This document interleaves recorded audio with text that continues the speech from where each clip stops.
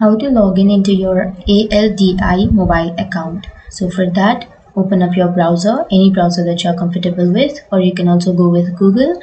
So after opening up your browser, on the search bar, search for my.aldimobile.com.au.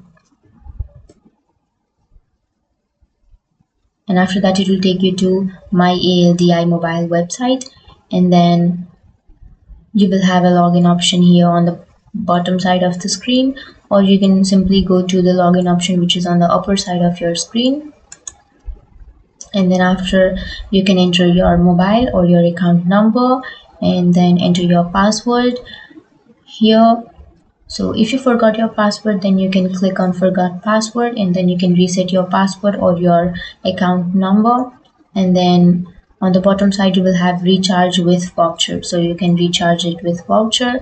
So that's it, guys. That's how you log into your ALDI mobile account. And if you have any questions, feel free to comment below.